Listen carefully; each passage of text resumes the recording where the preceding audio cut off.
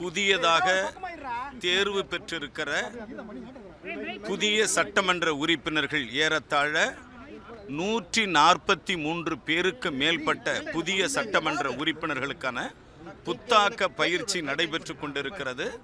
சட்டமன்ற நடைமுறைகளை பின்பற்றுவது எப்படி, சட்டமன்றத்தில் புதிய உறுப்பினர்கள் கேள்விகளை கேட்பது எப்படி, சப்ளிமெண்டரி கொஸ்டின் கேட்பது எப்படி, மாண்புமிகு அமைச்சரிடம் பதிலை பெறுவது எப்படி, மக்கள் பிரச்சனைகளை எப்படி சட்டமன்றத்திலே கொண்டு வருவது என்பதை பற்றி ஒரு புத்தாக்க ட்ரைனிங், அதாவது நியூ எம்எல்ஏக்களுக்கு ஒரு புதிய பயிற்சி முகாமை இன்று மாண்புமிகு முதலமைச்சர் திரு சி ஜோசப் விஜய் அவர்கள் நடத்துகிறார்கள். 2 நாள் முகாம்.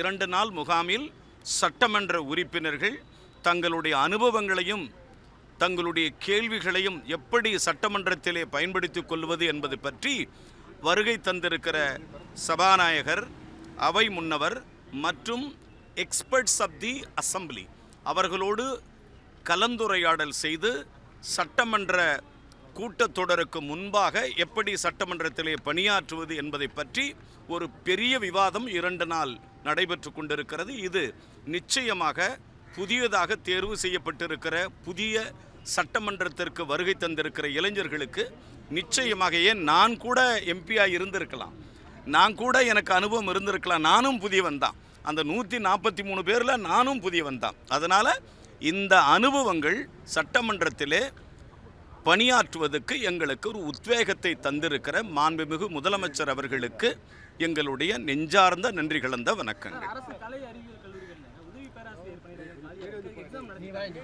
அது எப்படின்னாப்பா, அங்க ஒன்று இங்க ஒன்று அரசு பேராசிரியர்களுக்கு இடமாற்றம் செய்ய போறதில்லை. ஒரு மனு வருது, உடனே அமைச்சர் செய்யணுன்ற நிலையில் நாங்கள் இல்லை. இப்போ அதை என்ன பண்ணுறோம், ஒரு யூனிக்காக பண்ண போகிறோம். அதாவது திருத்தணியிலிருந்து கன்னியாகுமரி வரை இருக்கிற அரசு கல்லூரிகள் என்ன, தனியார் கல்லூரிகள் இடமாறுதல் என்பது ஒரு கொள்கை முடிவு. அந்த கொள்கை முடிவு எடுக்கப்பட்டிருக்கிறது. விரைவில் அந்த மாறுதல்கள், கோருதல்கள், கவுன்சிலிங் எல்லாம் நடைபெற இருக்கிறது. இல்லை, இது எல்லாம் எங்களுடைய பரிசீலனையில் இருக்கிறது. நானும் எங்களுடைய துறையினுடைய செயலாளரோடு இது சம்பந்தமாக கலந்து பேசி கொண்டிருக்கிறேன். சட்டமன்றம் கூட இருக்கிறது. முக்கிய அறிவிப்புகள் சட்டமன்றத்தில் மாண்புமிகு முதல்வர் அவர்களுடைய அறிவுறுத்தலின் பேரில், ஒப்புதலின் பேரில் வெளியிடப்படும். இல்லை, கடந்த ஆட்சி கல்விக் கொள்கை, இந்த ஆட்சி புதிய கொள்கை என்பதை விட தளபதி மாண்புமிகு முதலமைச்சர் திரு சி ஜோசப் விஜய் அவர்கள் வரையறுத்திருக்கிற கல்விக் கொள்கை சட்டமன்றத்தில் இடம்பெறும். அதன் அடிப்படையிலே நாங்கள் செயல்படுவோம்.